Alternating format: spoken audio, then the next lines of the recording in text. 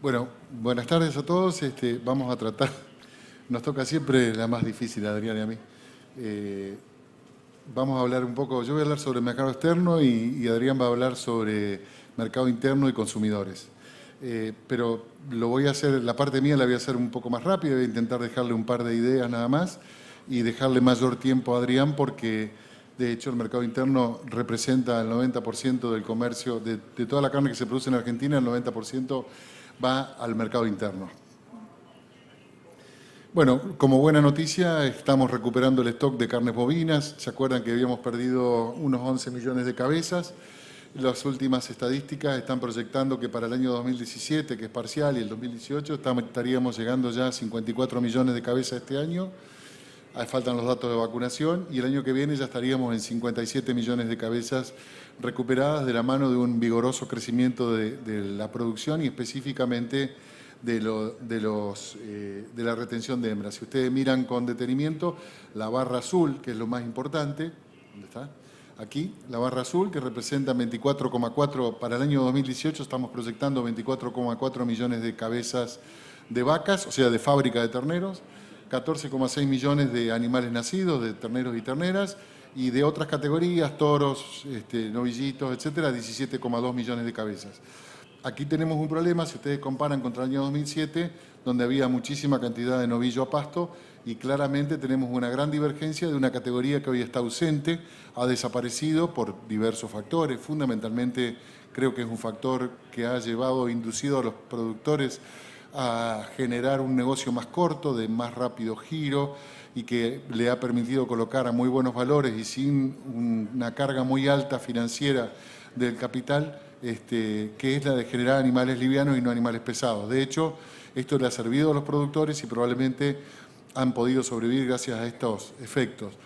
A lo que tendríamos que apuntar es justamente trabajar sobre el segmento verde, de aumentar la cantidad de novillos para poder lograr un animal que tenga la posibilidad de ser doble propósito.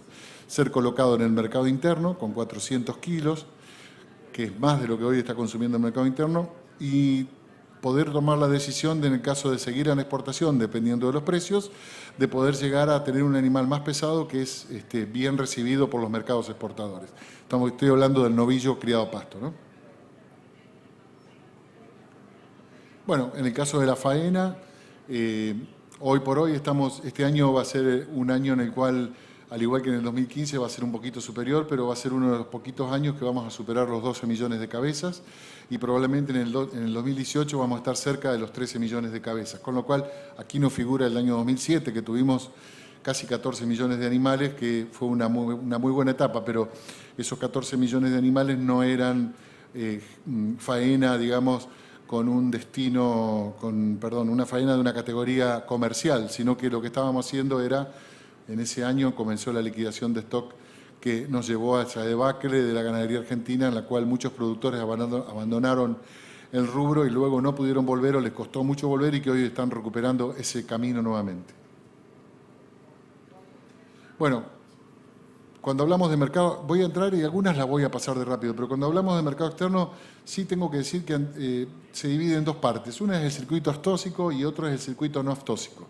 Circuito aftósico son los países que compran carne de países que pueden llegar a tener fiebre aftosa. Nosotros no lo tenemos. Argentina tiene un estatus de libre aftosa con vacunación, pero de todas maneras podemos acceder al circuito aftósico. Y después tenemos un circuito no aftósico que hay dos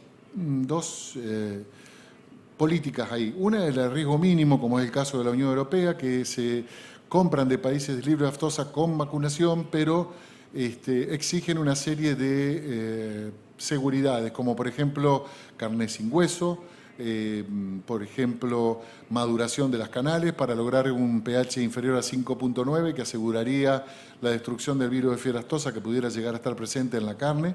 Los huesos no van, que es justamente en los huesos largos donde el virus de aftosa se puede guardar como reservorio.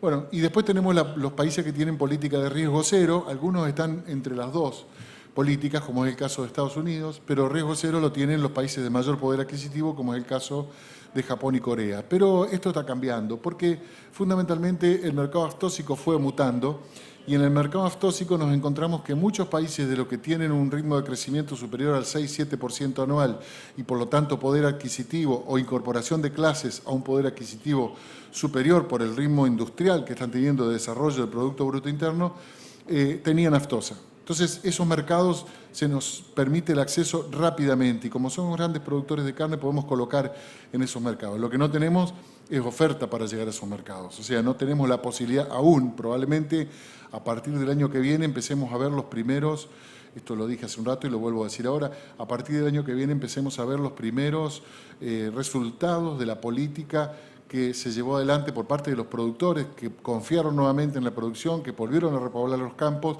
que esto empezó en el año 2015 y que muchos se ponen nerviosos porque dicen no estamos viendo resultados. Lo que pasa es que los resultados en ganadería demoran al menos 3 años para empezar a mostrar resultados. Y eso es lo que creo que nosotros estamos logrando, de volver a poder insertarnos en los mercados y aprovechar hoy por hoy solamente lo que llamamos nichos de mercado, pero que en el futuro podemos, con algunos cambios macroeconómicos de la política cambiaria argentina, podemos llegar a tener una mejor inserción en los mercados de gran volumen. De hecho, la carne argentina es reconocida por su calidad, pero no tanto por su volumen. O sea que nosotros, el precio de los commodities sí nos importa porque los países que compran y basan sus valores en la carne como un commodity. Pero la carne está dejando de ser un commodity, fundamentalmente porque la oferta de carne bovina en el mundo está siendo claramente superada por la demanda. ¿Qué quiero decir con esto? Hay más consumidores y la carne que se produce crece a diferente ritmo que la demanda. Por lo tanto, seguramente en los pocos años vamos a ver una alta tensión en los precios de las carnes bovinas. De hecho, esto no es que va a pasar, ya está pasando. Si nosotros tomamos los valores internacionales, no sé si la tengo la slide, pero si tomamos los valores internacionales de la carne en base 2003, la carne bovina es la única que superó sobre el promedio de las 3 carnes, cerdo, bovino, bueno, 4, ovino, cerdo y aves y bovinos. La única que supera el promedio es la carne bovina, que contra base 2003, hoy por hoy los precios internacionales promedio que se negocian de los commodities están un 130% arriba de los valores del año 2003. ¿Cómo estamos con el tema de las exportaciones? Bueno, en el caso de las exportaciones argentinas, este año les cuento que vamos a tener un crecimiento parecido al del año pasado, o sea, alrededor de un 10-12% sobre lo que se exportó, en peso res hablando, y seguramente vamos a estar alrededor de esto es en el cuadro que yo les estoy mostrando, en la barra es en valores FOB por mes, y la línea roja es las exportaciones mensuales. Pero Argentina el año pasado estuvo alrededor de las 250.000 toneladas peso res y este año estamos proyectando unas 280.000-290.000 toneladas. El salto va a empezar a verse el año que viene con la incorporación de las nuevas camadas de producción. Ahí vamos a estar con una producción y un saldo exportable de manteniendo el nivel de consumo interno actual, con un saldo exportable de alrededor de 250.000 toneladas. Esto es muy bueno porque vamos a tener carne para abastecer el mercado interno y vamos a tener saldo exportable. Y es un poco preocupante porque tenemos que ver si llegara a haber sobrantes, cómo lo sacamos del mercado interno, porque ustedes saben lo que pasa cuando la oferta supera la demanda en el mercado interno, la demanda se vuelve selectiva y el precio en el mercado interno baja. Aquí tenemos una luz amarilla y hay que resolverla antes de que llegue la faena del año 2018. Con respecto a las exportaciones, ¿cómo están compuestas? Vamos solamente al año 2016, que es lo más importante, digamos, la última barra, 252.000 toneladas peso producto. Esto es peso producto, ¿no? Pero aquí incluimos lo que llamamos menudencias y vísceras, 106.000 toneladas, 125.000 toneladas de carnes frescas y dentro de allí tenemos las 22.000 toneladas de corte Hilton que se exportaron. No estamos llegando a cumplir la cuota. ¿Recuerdan el faltante de categoría de novillo pesado criado a pasto? Bueno, esto repercute fuertemente en el cumplimiento de la cuota Hilton, que una de las exigencias básicas es que el animal sea alimentado exclusivamente a pasto según el protocolo actual. Hay por ahí negociaciones de parte del gobierno argentino de impactar sobre esto y ver si se puede modificar el protocolo y poner algunos animales lograr de que la suplementación sea también receptiva para poder colocarla dentro del protocolo de exportaciones para la cuota Hilton. Precio medio en dólares por tonelada, estamos en un ciclo negativo de exportaciones. Hoy por hoy en las exportaciones mundiales los commodities están en un precio depresivo, digamos. Fundamentalmente estábamos en muy buenos valores, veníamos con valores entre 4 y 4.000 y 4.500 dólares la tonelada. No estoy incluyendo solamente los cortes Hilton, sino que estoy incluyendo todos los cortes, o sea, los cortes de industria también. Y nos encontramos con que hoy nos estamos aproximando, en enero del 2017 y en febrero no se modificó, a valores de cercano a los 4.000 dólares la tonelada, o sea, precios muy bajos, con lo cual no nos permite a nosotros competir para poder competir en el mercado interno de la exportación para poder exportar mayor cantidad de carne.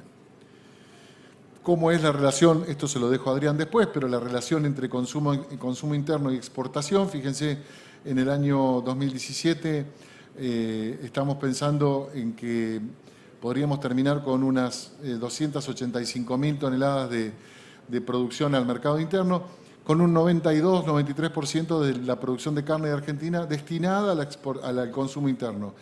Esto puede llegar a modificarse si cambia un poquito y puede aumentar un poco la exportación en caso de exportación y bajar al 90% y nos quedaríamos con 395.000 toneladas. Pero son todas proyecciones. Hoy por hoy lo que tenemos es que de lo que se produce de carne en Argentina, que son 2.600.000, 2.700.000 toneladas, peso res, el 92% se destina al mercado interno, el 8% solamente a la exportación, cuando históricamente, antes del año 2007 y antes de la intervención del gobierno en los mercados, destinábamos cerca de un 20% a la exportación. Consumo externo. ¿Qué es lo que pasa? Bueno, lo importante de esto es mirar las proyecciones. Yo las dos de arriba no la miren, pero fíjense la tasa anual de crecimiento proyectada para la zona Asia-Pacífico hacia del año 2012 hacia el año 2050. Va a crecer al 4% anual, o sea, una monstruosidad por sobre el promedio del mundo, digamos. En los países en desarrollo 1.7 y en el consumo mundial el promedio va a ser 1.3, pero lo importante es el 4% en la zona Asia-Pacífico, lo que nos marca claramente hacia dónde tenemos que apuntar. No digo dejarnos de apuntar a mercados centrales con alto poder adquisitivo, como el caso de Unión Europea, Estados Unidos, probablemente Japón, que vamos a empezar las negociaciones, y Corea. Pero no dejemos de mirar a los mercados del sudeste asiático que consumen carnes a menores valores, pero que van a crecer a un 4%. Un simple ejemplo es que hay de ferias donde se compra y se vende carne, donde se juntan los vendedores y los compradores. Había dos grandes en el mundo que se dan a años diferentes, una en París, Francia, Cial Francia, que se dio este año que pasó, y otra en Alemania, en Colonia, que se llama Nuga, que eran muy grandes.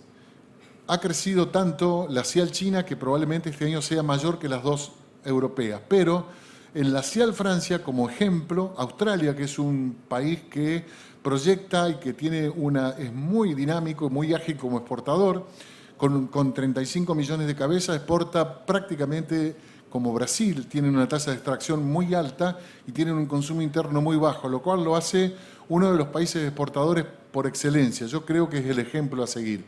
Pero los australianos no estuvieron en Francia, directamente no fueron. Sí vimos en Dubai Gulf Food, que es una feria muy grande donde se da cita a todo el mediano y el lejano oriente, donde tenían el stand más grande que yo haya visto de los australianos. Y por supuesto en Cial China, en Shanghái, que se hace ahora en mayo, los australianos van a tener una muy fuerte presencia porque son los principales exportadores al mercado chino. Tienen una muy fuerte presencia. Fíjense lo que yo les decía, sumen una cosa, tasa anual de crecimiento hacia el año 2050 de los mercados, Asia-Pacífico un 4% anual. ¿A dónde tenemos que poner los esfuerzos? Claramente nos están marcando las tendencias que tenemos que mirar mucho al sudeste asiático. Con respecto a la zona Asia-Pacífico, en los mercados externos, acá voy a acelerar un poquito. Esta es una proyección de la FAO, el 56% de la demanda hacia el año 2021 va a pasar por la zona de Asia-Pacífico. Vuelvo a decir la idea de que tenemos que mirar mucho cómo llegamos a China, cómo llegamos. Hoy por hoy, China se ha transformado para la Argentina en el principal mercado en volumen y el principal mercado en volumen en toneladas métricas y el principal mercado en volumen de dólares. en valor, no valor individual, que sigue siendo la Unión Europea, específicamente Alemania, el que más paga por tonelada individual. Pero en masa, en volumen de dólares por tonelada, el intercambio con China ya adquirió un valor importante. ¿Por qué? Porque están aumentando su demanda. Ellos han detenido o ralentizado un poquitito su mercado interno porque han sufrido un poco el embate de este problema de los mercados, pero ya están mostrando indicios de volver a ritmos de crecimiento superiores al 5%. No sé si van a llegar al 10% como estaban, pero tienen un ritmo de crecimiento superior al 5%. Claramente van a ser uno de los grandes compradores de carne. Y que esto lo traje porque es un cuadrito del Rabobank muy interesante que lo van a asociar después con lo de Adrián. Si ustedes miran, los hábitos de consumo son dos, este y otro que viene después. Hábitos de consumo e ingresos per cápita. Si ustedes miran con bajo nivel de ingreso per cápita, que está aquí en la parte de abajo, digamos, vemos que África, así, tiene hábitos de consumo específicamente de supervivencia, pero tiene un ingreso per cápita muy bajo. Cuando el ingreso per cápita empieza a subir, empezamos a ver de que el nivel de consumo, como sería el caso de China rural o de la India, va ya ubicándose en un nivel básico. Ahora, cuando el ingreso per cápita sigue subiendo, encontramos Europa del Este, China urbana y Latinoamérica. ¿Esto qué quiere decir? Y de hecho, cuando ya tenemos un ingreso per cápita bastante alto, empezamos a buscar calidad, pedimos calidad, y funcional. ¿Qué quiere decir funcional? Como ya trabajamos mucho, no tenemos mucho tiempo para cocinar, lo que necesitamos es que alguien nos brinde el alimento casi listo para consumir o ready to eat. Nosotros nos ubicamos con el ingreso per cápita actual en un nivel de variedad, digamos. Todavía no llegamos a lo que es calidad y funcional. Pero si ustedes miran este otro cuadro, esto es un cuadro en el cual el Rabobank compara 3 países: China, Corea y Japón. Japón fue el primero, fíjense. Japón llegó a un nivel per cápita de alrededor entre 30 y 50 mil dólares per cápita. Y fíjense dónde se ubica el porcentaje de autosuficiencia de proteína animal. O sea, cuánto aumentó el consumo y cuánto ya no les alcanzó su propia producción. De hecho, esto es importante. Todos los países, si tienen una producción, primero le van a dar la importancia a su producción natural, a su producción interna. Pero cuando no les alcance, salen a buscar. Fíjense, ¿cuándo no les alcanza? Cuando el ingreso per cápita aumenta mucho. Cuando el ingreso per cápita, ¿por qué? Porque lo que vuelvo a decir, cuando el consumidor del mundo mejora sus ingresos familiares, lo primero que hace no es comprarse un televisor de 50 pulgadas, lo primero que hace es mejorar su alimentación y luego empieza a buscar las otras cosas. Fíjense Japón, cómo llegó a un nivel de autosuficiencia bastante importante. Corea, que viene en un desarrollo de ingreso per cápita inferior a lo que es Japón, fíjense cómo la dispersión también ya se va aproximando a lo que ocurrió con Japón. O sea, podríamos decir que este es un proceso que va a ocurrir o que está ocurriendo. Cuando miramos China y el ingreso per cápita es menos de 10 mil dólares por tonelada, fíjense que tienen un alto nivel de autosuficiencia. Ahora, ¿qué va a pasar cuando China, con tantos millones de habitantes, empieza a tener un ingreso per cápita? Y va a pasar porque el ritmo de crecimiento que vienen trayendo de su Producto Bruto Interno le está permitiendo incorporar la población rural a las poblaciones urbanas. Va a pasar de que seguramente va a seguir el camino de que no van a poder cubrir su producción. De hecho, ya lo están haciendo. Los chinos, hay un término que en español es muy difícil que se llama seguridad alimentaria. Seguridad alimentaria en español tiene varias concepciones. Una de ellas es la seguridad alimentaria con respecto a la sanidad, digamos, que un alimento sea alimento y no me enferme. En inglés es más fácil de decirlo. Y después hay otro que es asegurar el abastecimiento del alimento. Eso también se llama seguridad alimentaria. En inglés es más fácil porque se dice food safety, que es lo referido a sanidad, y food security, que es lo referido a tener el alimento. Por eso los chinos, que proyectan a 30 años adelante, están muy preocupados por la seguridad alimentaria. Ellos ya saben de que van a tener una población urbana muy grande, con alto poder adquisitivo, y que van a necesitar darle de comer para no tener disturbios políticos internos. Entonces, se fijan mucho en la food security. Por eso salen a comprar alimentos por el mundo, han comprado y tomado posiciones en empresas alimentarias. No es menor que capitales chinos hayan comprado Midera, que hayan comprado Noble, que hayan comprado plantas frigoríficas en toda Sudamérica, que sigan creciendo y que sigan ese ritmo de expansión. Se han frenado un poco ahora por los problemas mundiales, pero están apuntando a eso, digamos, no es menor ese tema. Esto lo vamos a pasar de largo, esta también, porque si no Adrián me va a matar. La Unión Europea, que es otro de los grandes consumidores, compra cuota Hilton. No voy a hablar mucho de la cuota Hilton, ustedes saben. La cuota Hilton es una cuestión arancelaria que la Unión Europea le entregó a varios países del mundo. Argentina tiene 29.500 toneladas, Estados Unidos 11.500, Uruguay 8.000, Australia 7.150, Brasil 10.000 toneladas, Nueva Zelanda 1.300, Paraguay 1.000 y Chile 1.000. La cuota Hilton es una cuota que permite ingresar carne de cortes de alta calidad que cumplen con el protocolo que se firmó con la Unión Europea de cada país, con diferencias arancelarias. Fundamentalmente no pagan un prelievo que es un impuesto fijo que tiene la Unión Europea al ingreso de carnes de 3,16 euros por kilo fijos y que permite ingresar carne de alto valor. Por eso es que la cuota Hilton hoy está muy baja, pero está alrededor de valores, hoy está en 12, 13.000 dólares y llegó a estar en este año en 15 a 16.000 dólares la tonelada, el juego del rump and loin, que son estos cortes que ustedes ven aquí, el lomo, el bife angosto y el cuadril. Esos son los tres cortes del rump and loin, son los que están, el lomo está aquí adentro y el rump and loin está aquí afuera, sería el costeletero para nosotros. Y de hecho, después tenemos lo que llamamos round, que es la nalga adentro, la bola de lomo, la nalga de afuera, son cortes de menor valor. La nalga de afuera es, aquí está el peseto, si ustedes lo miran, aquí está el peseto y aquí está la carnaza cuadrada. Es la carnaza cuadrada y el peseto juntito, así lo compran ellos. Y por último, el ojo de bife o el bife ancho o el ribeye, que es el que está aquí abajo. Los valores más altos se capturan en esta parte de la columna y el que sigue es el bife ancho, que tiene un valor muy alto en la Unión Europea. Ahora, si nosotros lográramos vender a Estados Unidos, resulta que la cosa se invierte. El que más vale es el bife ancho, el ojo de bife, y no tanto el bife angosto. Paso, estos son números. Bueno, la cuota que apareció, que era la cuota 481, la cuota feedlot, que ustedes han escuchado nombrar, voy a referirme muy rápidamente sobre ella. Es una cuota que Unión Europea negoció con Estados Unidos y en base a un diferendo que se llevó adelante en la Organización Mundial del Comercio y que lo perdió la Unión Europea porque no dejaba ingresar carnes americanas, porque decía que todas tenían hormonas y los americanos decían que no todas tenían hormonas. Lo ganó Estados Unidos y la Unión Europea.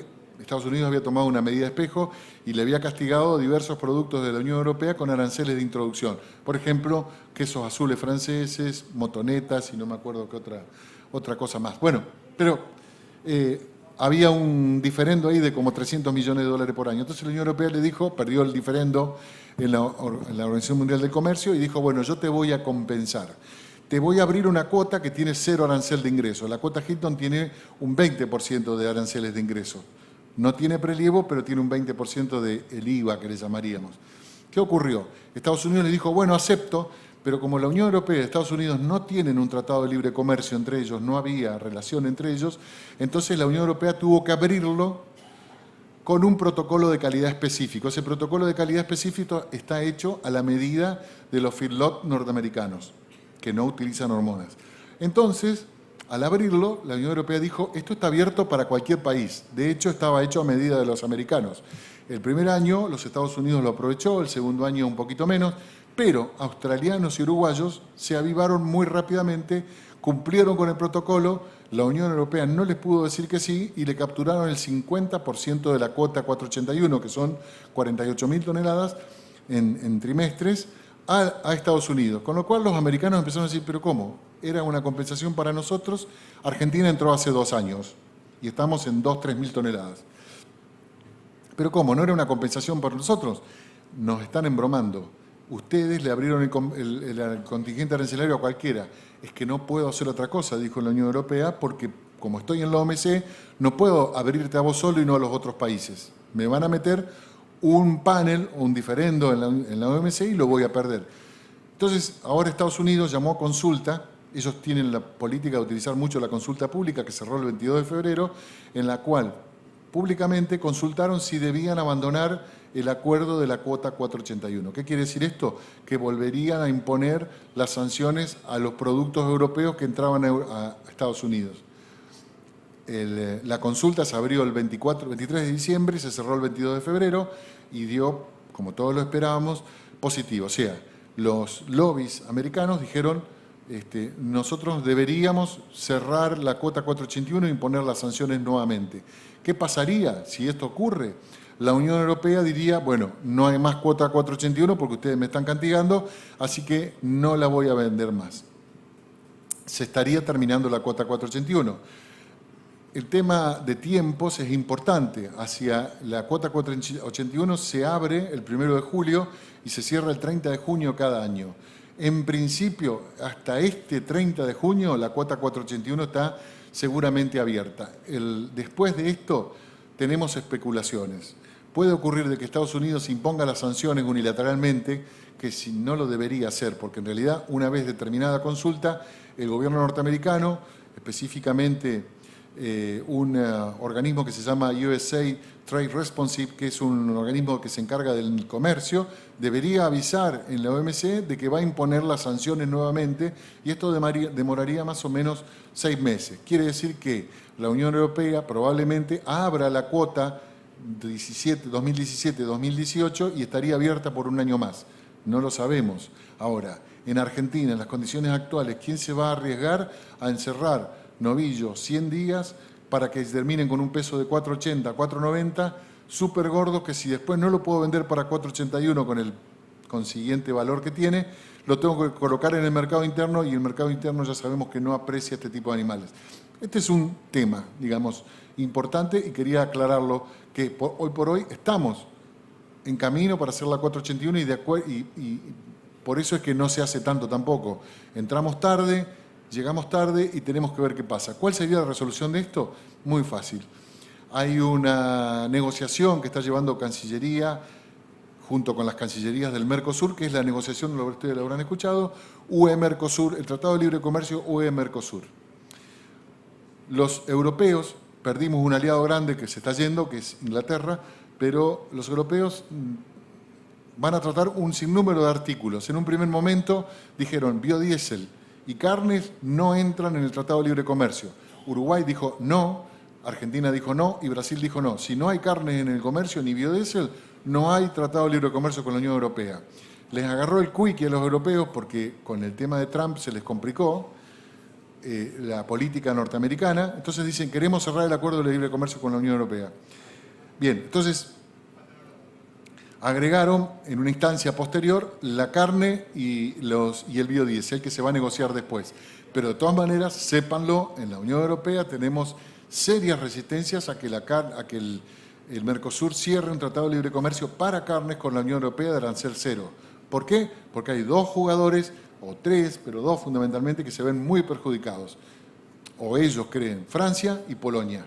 Después está Rumania, que también probablemente esté metiendo la cuchara. Pero Francia y Polonia, y Francia fundamentalmente, que es uno de los fundadores de la Unión Europea, es un país muy, muy proteccionista. Y con esto de la ganadería tienen una fuerte impronta porque tienen un subsidio. No sé cuánto es el subsidio en Francia, pero sí sé en Inglaterra. Cuando estuvimos reunidos con los ingleses hablando del Brexit, ellos nos dijeron que una de las preocupaciones que tenían las organizaciones de ganaderos en Inglaterra era que dejaban de percibir el subsidio que brindaba la Unión Europea a productores que vivían en el campo y tenían una producción, una explotación ganadera de escuchen bien, 160.000 libras esterlinas por año por solamente tener una vaca y estar en el campo. 160.000 libras esterlinas por año, un sueldito más o menos, debe ser lo mismo en euros. Bueno, pasábamos lo de la cuota del 461, después si quiere lo charlamos afuera, pero no tiene mucho sentido. Acá están las diferencias, esto sí, las cargas arancelarias están los 3 cortes. Si nosotros vendemos el Ramp and Loin en Hilton en $12.000 la tonelada, en Ramp and Loin el cuadril a $9.000, en no Hilton lo vendemos a 9.000 y en cuota 481 lo venderemos a 15.000, un 20% de diferencia. ¿Por qué? Porque en la cuota Hilton paga un 20% de ingreso, en no Hilton, que se puede ingresar, paga un 12.8 sobre el valor FOB, 3,034 euros por kilo, y en la cuota 481, 0%. Y voy a ir terminando porque seguramente se están mareando, no los voy a... No sé si quieren escuchar algo de Brasil. Bueno, no. Brasil, ¿qué pasó? Tuvieron un problemita de corrupción, esto lo manejaron mal mediáticamente y se corrió como reguero de pólvora en todo el mundo y muchos quisieron aprovechar esto como una oportunidad comercial. Les cuento, nunca hay una oportunidad comercial cuando les va mal a un colega. ¿Por qué? Porque el que paga no es el país, que independientemente paga por sanciones, si cometió un error, sino que el que paga es el producto, porque el consumidor desconfía del producto. Y no lo estoy diciendo sin base, ya pasó. Cuando se puso epidémica la encefalopatía espongiforme bovina y hubo un par de casos de muertos en Europa, los precios de la carne cayeron en todo el mundo. Y nosotros preguntamos, ¿por qué si Argentina es un país que fue clasificado desde el primer momento como altamente improbable de que tenga presencia de los priones de encefalopatía espongiforme bovina? Y sufrimos lo mismo que sufrió Estados Unidos, que sufrió Inglaterra, la misma caída de precios la sufrimos nosotros. ¿Pero por qué? Porque los consumidores se asustaron y dejaron de consumir. Entonces, lo de Brasil, gracias a Dios, se resolvió, los mercados se reabrieron y fueron capaces los servicios sanitarios brasileños de dar las garantías necesarias de que fue un episodio de corrupción aislado, que se está estudiando, que se está investigando y que se van a tomar todas las medidas judiciales pertinentes. Esto es muy importante para los países compradores, brindar las seguridades. De hecho, no es gratis. Los países compradores, caso Unión Europea, caso Estados Unidos, caso China, lo que hicieron fue, Argentina también lo hizo con Brasil, lo que hicimos fue reforzar los controles. ¿Qué reforzamos los controles? Si antes tomábamos una muestra cada 1000 contenedores, se tomaba una muestra cada 1000 contenedores, ahora pasamos a un plan de contingencia de una muestra cada 10 contenedores. Esto no es menor porque tiene un costo de presupuesto para los países que lo llevan adelante. Pero de esta forma se resolvió la situación y solamente restaría mejorar a menos que aparezca algún otro evento complicado. Pero fue el hecho de un mal manejo de la información, poco claro y faltó reacción en salir a informar rápidamente. Miren ustedes este cuadrito acá, no sé si lo alcanza a ver, pero es un restaurante en Hong Kong a los 5 días de que se había corrido la voz de que Brasil estaba con problemas en chino y en inglés, y dice allí, no sé si lo alcanza a ver, da la controversia alrededor de la carne importada de Brasil. Nosotros hemos detenido inmediatamente el uso de carne proveniente de Brasil hasta nuevo aviso. No tenían carne en la carta. Esto impacta, ustedes van a decir, pero es un restaurante. No, la persona que sacó la foto fue a 7 restaurantes y los 7 le decían lo mismo. El mundo, y acá termino, ¿requiere carne producida a pasto solamente? No, es una de las carnes que requiere, pero no solamente producida a pasto. Unión Europea sí puede recibir carne producida a pasto, como la cuota Hilton, o carne 481, y el NAFTA no le importa. Y el resto de los países del mundo requieren solamente carne, pero están dispuestos a pagar por algo diferente. ¿Cómo logramos algo diferente? Tenemos que hacer un etiquetado diferencial. Mayor información al consumidor, puede ser directa en la etiqueta o indirecta en un código de barras, y, por supuesto, generar los protocolos de calidad que deben ser certificados, validados y auditados. Y de esa forma vamos a lograr lo que hacen, por eso digo mucho, tenemos que mirar a los australianos. Fíjense, este es un folleto de una empresa que va a las ferias, que es australiana, y que ofrece. Cuando uno va a comprar carne de Australia, el australiano que te atiende te dice, bueno, ¿qué querés? Quiero carne de Angus certificada. Sí, renombraba en todo el mundo. Acá la tenés, esta es la carne. Quiero carne criada a pasto australiana. Tengo la cualidad que todos los consumidores demandan.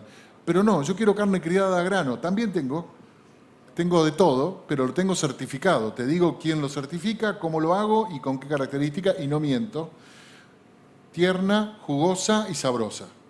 Es fundamental el tema de la información. Y aquí como ejemplo, en el otro lado de la ficha, ustedes miran, esta es la empresa, Jack's Creek, pero este es Black Angus Beef. El Black Angus es mejor ponderado en todo el mundo. El consumidor no es que paga menos el Angus colorado, paga mejor el Angus negro y lo certifican. Si es Black Angus vale más. Entonces, ¿qué tipo de animales? La especificación de los animales en la ficha, 100% Black Angus. ¿Cuánto tiempo estuvieron encerrados en grano? 150 a 170 días. ¿De dónde surgieron los animales? Ahí están las regiones de Australia, Liverpool Plains, Northwest North Wales, Central Tablelands, Northern Tablelands, o sea, las planicies. ¿En qué feedlots? Aquí están los nombres de los feedlots. ¿Con qué peso entraron los feedlots? 400 a 500 kilos.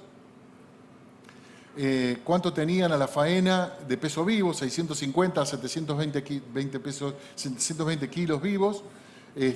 La edad a la faena, 20 a 22 meses. Todo certificado. ¿Libre de hormonas, de promotores de crecimiento y hormonas? Sí. ¿Libre de antibióticos? Sí. La ractopamina es el antibiótico, ¿no? Y después, ¿qué características tiene la carcasa? Y aquí dan toda una serie de características de la carcasa con quién lo hace a la medición, que por aquí está, el AUSMIT, y después una serie de informaciones comerciales. O sea, lo importante de esto, acá hay otro, Angus común, es Angus Kobe, que lo importante de todo esto es que ellos cierran un negocio, lo promocionan y lo cumplen. Dicen que va a ser carne criada a grano, la cumplen y la certifican. Dicen que va a ser carne criada a pasto, lo dicen y lo certifican. Si va a ser suplementada, lo dicen y lo certifican. O sea, lo importante es obtener credibilidad. La credibilidad no viene del cielo, no llueve, se construye. Muchas gracias.